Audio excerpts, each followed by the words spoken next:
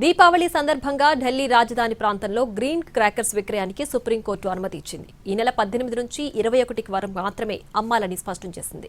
వాటిపై QR code తప్పనిసరిగా ఉండాలని తెలిపింది.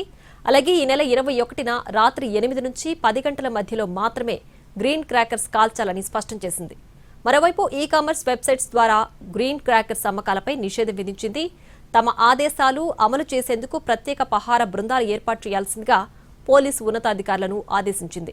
నిబంధనలు ఉల్లంఘించిన వాళ్లపై తక్షణమే చర్యలు తీసుకోవాలని తెలిపింది సుప్రీంకోర్టు.